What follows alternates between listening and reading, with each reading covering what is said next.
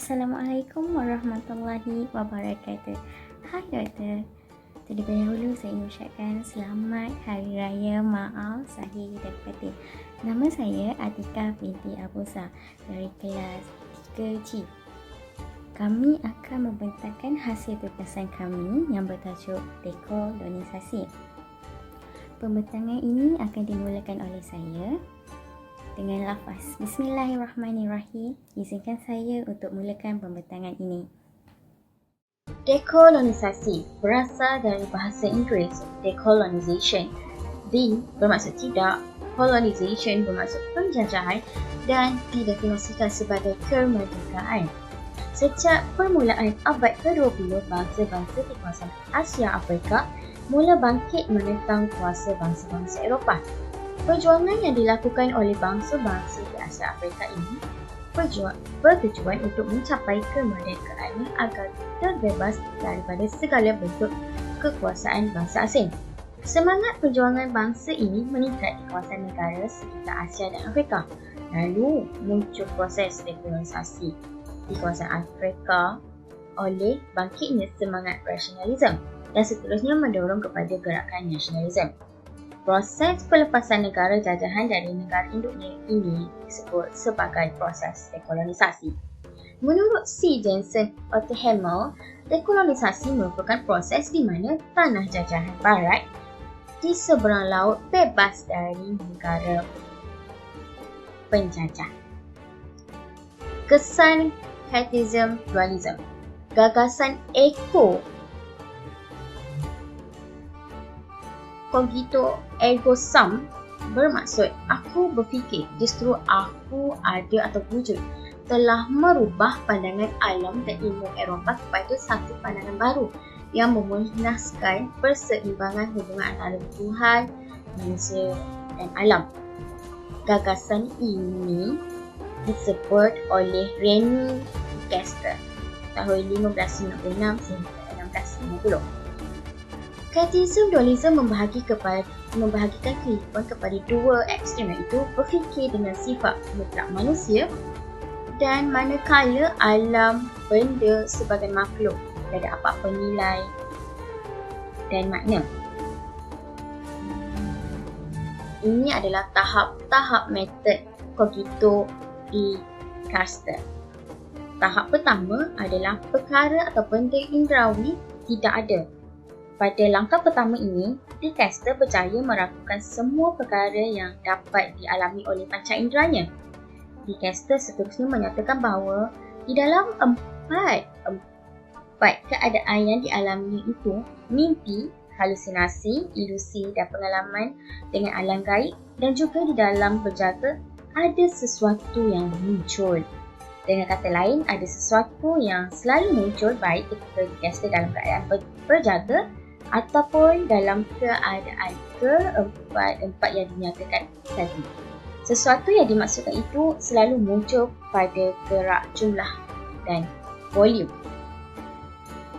Pada tahap kedua ini, Descartes berpendapat bahawa sesuatu gerak jumlah dan volume itulah yang lebih wujud daripada perkara-perkara yang dialami panca indera dalam jaga maupun dalam mimpi, halusinasi, ilusi dan pengalaman dengan alam gaib.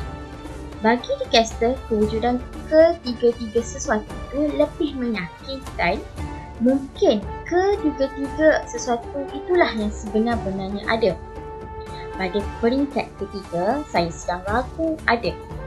Descartes merasakan masih ada sesuatu yang tidak dapat beliau ragukan. Bahkan menurut beliau, tidak ada seekor syaitan walau bagaimanapun licik sekalipun syaitan itu yang dapat mengganggu keraguannya. Oleh sebab Descartes tidak dapat meragukan diri yang sedang ragu, beliau berpendapat ketidakupayaannya itu untuk meragukan dirinya yang sedang berfikir adalah disebabkan oleh aku berfikir. Kalau begitu, aku berfikir pasti ada dan benar. Jika aku berfikir itu ada, ia bererti aku ini ada. Sebab yang berfikir itu adalah aku. Lalu beliau membuat kesimpulan melalui kata-katanya yang masyhur, cogito ergo sum, yang bermaksud aku berfikir aku ada. Dengan itu, lekaplah sudah kelima-lima tahap metod Cogito-Descartes yang bermula dengan keraguan, kemudian bergerak menuju kepastian. Oleh itu, Descartes berkata, aku meragukan bahawa aku duduk di sini dalam pakaian siap untuk pergi keluar. Ya, aku dapat meragukan itu kerana kadang-kadang aku bermimpi seperti dalam keadaan itu sedangkan aku ada di tempat tidur sedang bermimpi. Oleh itu, sebab itu, Rene Descartes membuat gagasan iaitu ego cogito ergo sum, bermaksud aku berfikir, justru aku ada wujud. Itu adalah gagasan Rene Descartes. Slide seterusnya adalah anthropocentrism insan ekologikal. Anthropocentrism berasal dari perkataan Yunani bermaksud anthropos yang bermaksud manusia dan kepercayaan bahawa manusia adalah entiti yang paling penting dalam semesta. Anthropocentrism mentafsirkan dan menganggap dunia dari segi nilai dan pengalaman manusia. Istilah ini boleh digunakan secara bergantian dengan kemanusiaan dan beberapa merujuk kepada konsep itu sebagai keunggulan manusia dan keistimewaan manusia. Anthropocentrism dianggap sangat tertanam dalam banyak budaya manusia moden dan tindakan sedar. Ini adalah konsep utama dalam bidang etika alam sekitar dan falsafah alam sekitar, di mana ini dianggap sebagai punca utama masalah yang dicipta oleh tindakan manusia dan ekosfera. Ini adalah ayat-ayat Al-Quran yang mengagumi nilai dan konsep anthropocentrism. Pertama adalah konsep manusia sebagai makhluk yang paling istimewa didapat dalam surah Al-Tin ayat 4 yang bermaksud sesungguhnya kami telah menciptakan manusia dalam bentuk yang sebaik-baiknya. Kedua, manusia sebagai makhluk yang berakal dalam surah An-Nahl ayat 78. Dan Allah mengeluarkan kamu dari perut ibumu dalam keadaan tidak mengetahui sesuatu pun. Dan dia memberi kamu pendengaran, penglihatan dan hati agar kamu bersyukur. Ketiga, ayat yang menggambarkan manusia sebagai paling kuasa atas sumber daya dalam alam dan lingkungan di dalam surah Al-Baqarah yang bermaksud dialah yang menjadikan bumi sebagai hamparan bagimu dan langit sebagai atap. Dan dia menurunkan air hujan dari langit lalu menghasilkan dengan hujan itu segala buah-buahan sebagai rezeki untukmu. Dan ayat keempat adalah untuk kedudukan manusia sebagai khalifah Al-PR dalam surah Al-Baqarah yang bermaksud ingatlah ketika Tuhan berfirman kepada para malaikat, sesungguhnya aku hendak menjadikan seorang khalifah di muka bumi. Mereka berkata, mengapa engkau menjadikan khalifah di muka bumi itu orang yang akan membuat kerusakan kepadanya dan menumpahkan darah. Pada kami sentiasa bertasbih dengan memuji dan mensucikan engkau. Itu sahaja daripada saya.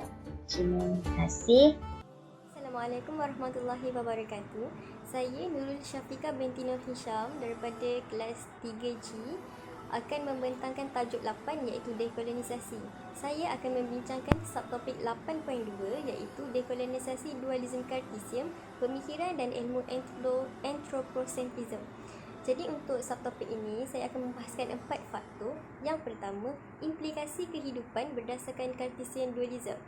Yang kedua, dualism dan mind-body problem. Yang ketiga, aliran falsafah dualism dan yang terakhir adalah aliran ilmu anthropocentrism. Terima kasih. Assalamualaikum warahmatullahi wabarakatuh. Jadi untuk subtopik 8.2 iaitu dekolonisasi dualisme Cartesian, pemikiran dan ilmu anthropocentrism. Dualisme Cartesian terjadi pada abad 17 iaitu apabila terdapat dua perbezaan pendapat dan pandangan yang tidak sejalan dengan pemikiran seseorang. Dualisme bermaksud teori yang berasaskan dua dasar berlainan. Cartesian dualism bermaksud jiwa dan jasad adalah entiti ataupun zat yang terpisah. Ini membahagikan kehidupan kepada dua iaitu sifat mutlak manusia, manakala alam benda sebagai makhluk yang tiada apa-apa nilai dan makna. Insan bersepadu, sejahtera dan ekologikal. Sejahtera bermaksud aman dan makmur, senang dan tenteram dan terpelihara daripada bencana. Ini adalah tokoh yang memperkenalkan Cartesian dualism iaitu René Descartes. Beliau dilahirkan di La Haye, Perancis pada 31 Mac 1596 dan meninggal di Stockholm, Sweden pada 11 Februari 1650. Cogito ergo sum adalah ungkapan yang diucapkan oleh beliau yang bermaksud saya berfikir begitu, justru saya ada. Ungkapan ini telah merubah pandangan alam dan ilmu Eropah kepada satu pandangan baharu yang memusnahkan perseimbangan hubungan antara Tuhan, manusia dan alam. Implikasi kehidupan berasaskan Cartesian dualism terdapat 5. Yang pertama, mind-body problem. Yang kedua, subjektif-objektif. Yang ketiga, kuantitatif-kualitatif. Yang keempat, spiritual material. Dan yang kelima, seni sains. Untuk dualism dan mind-body problem terdapat 2, iaitu dualism dan monism. Monism ni mempercayai jiwa adalah satu jiwa yang tertinggi, manakala dualism mendapat pandangan yang bertentangan dengan kepercayaan monism. Aliran falsafah dualism terbahagi kepada 4. Yang pertama naturalism, yang kedua materialism, atheism dan reductionism. Reductionism terbahagi kepada 2, iaitu scientism dan positivism. Naturalism adalah asas kepada falsafah naturalism. Antaranya ialah alam boleh dikenali melalui panca indera manusia, menerima kaedah saintifik tetapi masih menerima segala yang berpunca daripada alam dan berpendapat bahawa manusia tidak harus menjauhkan diri daripada alam. Ini bermaksud seperti manusia dan alam mempunyai satu hubungan kait antara satu sama lain. Seterusnya materialism. Materialism dari sudut etimologi berasal daripada perkataan Yunani iaitu materia yang bermaksud benda yang berjirim dan berjisim. Materialism ialah satu fahaman yang menganggap kewujudan hanyalah berunsurkan material, lalu pemikiran, jasad, pengetahuan, alam dan sebagainya semuanya berkembang dan berasaskan material. Fahaman empirism telah menyemarakkan lagi fahaman materialism dan menolak terhadap kepercayaan metafizik dan alam gaib. Untuk atheism dari sudut etimologi berasal daripada perkataan Yunani ethis yang bermaksud tanpa Tuhan. Jadi aliran ini tidak percaya atau kurang kepercayaan tentang kewujudan Tuhan atau Tuhan-Tuhan yang lain. Untuk reductionism adalah untuk merapatkan jurang antara ilmu sains dan kemanusiaan. Ia adalah satu fahaman yang segalanya mestilah diturunkan kepada satu konsep asasi. Scientism adalah ideologi materialistik yang menyamakan seluruh realiti dengan material. Menolak segala sesuatu yang tidak memiliki data serta fakta empirik seperti aliran teologi. Scientism meletakkan martabat sains begitu tinggi sehingga menjadikan sains sebagai satu-satunya sumber kebenaran yang mutlak dan menolak ilmu wahyu sebagai sumber kebenaran. Positivism merupakan satu sistem falsafah yang didasarkan kepada fakta-fakta yang nyata dan juga berdasarkan hukum-hukum sains. Positivism percaya bahawa sains merupakan satu-satunya pengetahuan yang sah manakala fakta adalah paling sesuai menerangkan tujuan pengetahuan. Akhir sekali, anthropocentrism ini mentafsirkan atau menganggap dunia dari segi nilai dan pengalaman manusia.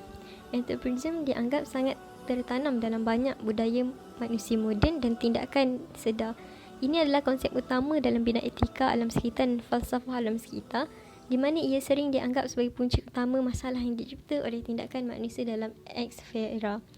Sekian, terima kasih. Assalamualaikum warahmatullahi wabarakatuh. Kepada Dr. Syaimah, saya Siti Afika Zahira binti Jumahari dan akan menerangkan tentang skop di dalam lingkungan sejahtera. Terima kasih kepada rakan-rakan saya iaitu Atika binti Abuzah serta Nurul Syafiqah binti Nur Syam. Seterusnya, saya akan menerangkan tentang skop di dalam lingkungan sejahtera. Tugas kita sendiri sebagai rakyat Malaysia adalah untuk membangunkan pemikiran dari falsafah kita sendiri dengan menggunakan daya intelek kita serta menggunakan sumber-sumber pemikiran falsafah yang sedia ada di dalam budaya dan agama kita. Elemen-elemen yang boleh dikemukakan dalam usaha untuk membentuk satu falsafah yang baru yang bersesuaian dengan keadaan tempatan yang dapat mengatasi masalah-masalah dan pengaruh falsafah negatif yang timbul dari pemikiran barat ialah dengan mementingkan aspek ketuhanan iaitu kepercayaan kepada Tuhan. Ia juga terdapat dalam rukun negara kita sebagai prinsip yang pertama iaitu kepercayaan kepada Tuhan. Konsep manusia dalam Islam dan hubungan manusia dengan Tuhan serta hubungan manusia dengan alam telah disebutkan di dalam Al-Quran iaitu hablum minallah serta hablum minan nas. Manusia adalah wakil dari Tuhan sebagai khalifah di muka bumi ini dan manusia mempunyai tanggungjawab dan amanah yang harus dipikul iaitu mentadbir dunia yang sementara ini. Dan ia juga berkait rapat dengan alam iaitu manusia tidak bebas melakukan sesuka hati terhadap alam, tetapi sebaliknya manusia hendaklah mentadbir alam ini mengikut hukum yang disuruh olehnya untuk kita laksanakan terhadap alam ini. Kita boleh memakmurkan alam ini tetapi kita tidak boleh memusnahkannya. Falsafah sejahtera iaitu terdapat juga di falsafah pendidikan negara yang telah menekankan hubungan yang seimbang di antara 4 perkara iaitu jasmani, emosi, rohani dan akhlak. Seperti yang kita maklum, 6 elemen sejahtera ini juga boleh merangkumi di dalam aspek caring. Matlamat pembangunan insan adalah untuk melahirkan manusia yang seimbang dan harmonis dari semua aspek kemanusiaan. Ia juga mempunyai 4 unsur penting yang berkaitan dengan pembangunan insan. Dengan adanya konsep demikian, pembangunan insan tidak akan berat sebelah, iaitu hanya tertumpu kepada pembangunan material ataupun pembangunan ekonomi semata-mata. 4 elemen ini iaitu jasmani menekankan dalam pendidikan jasmani dan kegiatan-kegiatan kurikulum. Emosi pula mendasari pemikiran kognitif kerana kognitif dipengaruhi oleh keadaan yang stabil. Seterusnya, rohani pula adalah penekanan dalam subjek agama dan moral. Manakala intelek melalui subjek-subjek akademik di samping kreativiti kita berfikir. Usaha ini juga adalah bagi melahirkan rakyat yang berilmu pengetahuan, berketerampilan, berakhlak mulia, bertanggungjawab dan berkeupayaan mencapai kesejahteraan diri serta memberi sumbangan terhadap pembangunan dan kemakmuran. Pembangunan insan ini akan melahirkan golongan manusia yang bergelar insan serta terangkum padanya nilai-nilai mulia sama ada aspek rohani, emosi, jasmani dan pemikirannya. Kesemua elemen inilah yang menjadikan manusia itu sebaik-baik teladan, iaitu ahsan taqwim, dengan menjadikan Nabi Muhammad sebagai model insan yang kamil. Seterusnya, membentuk insan yang bersepadu sejahtera serta ekologikal. Kita sebagai rakyat Malaysia hendaklah berpegang kepada ajaran agama dan adat ketimuran. Ia bertetapan dengan falsafah perennialis yang bercirikan dengan metafizika dan psikologi dan etika. Rakyat yang berjiwa merdeka dan tinggi semangat patriotismenya. Seterusnya, rakyat yang mengamalkan sikap selektif terhadap cabaran globalisasi. Dan yang keempat, rakyat yang mementingkan perpaduan dan kerukunan hidup dalam masyarakat. Kelima, rakyat yang menentang semua elemen ekstremisme. Dan yang terakhir, rakyat yang mengamalkan budaya ilmu yang tinggi. Kesimpulan yang dapat disimpulkan untuk topik dekolonisasi. Dekolonisasi membawa maksud penjajahan. Ianya juga adalah sumber dasar yang menjadi suatu tanah jajahan. Perjanjian Inggeris Belanda pada tahun 1824 menjadikan titik tolak kepada pemisahan entiti politik secara tega di rantau ini. Sementara proses dekolonisasi selepas Perang Dunia Kedua melahirkan 2 buah negara moden yang wujud pada hari ini. Seterusnya, dualisme-kartisme. Dualisme bermaksud teori yang berasaskan 2 dasar berlainan. Manakala kartisme-dualisme membawa maksud jiwa dan jasad adalah entiti ataupun zat yang terpisah. Kartisme-dualisme membahagikan kehidupan kepada 2 iaitu sifat mutlak manusia serta manakala alam benda sebagai makhluk yang tiada apa-apa nilai dan makna. Yang terakhir adalah insan bersepadu sejahtera dan ekologikal. Modal insan tidak sahaja harus dibangunkan dengan prinsip-prinsip nilai yang berasaskan agama, tetapi memerlukan olahan bijaksana bagaimana cabaran perubahan hari ini yang dapat dibentuk sesuai dengan acuan kita sendiri. Faktor nilai adalah faktor yang amat penting dalam proses membangunkan modal insan dalam usaha melahirkan insan yang sejahtera serta ekologikal. Peranan daripada pemimpin yang berwibawa amat diperlukan dalam sesebuah negara. Hal ini kerana sebagai contoh kejayaan buat seseorang ataupun dalam kerja ataupun kehidupan hendaklah saling mempunyai kaitan dengan aspek kepimpinan sama ada di dalam diri sendiri maupun dari orang sekeliling.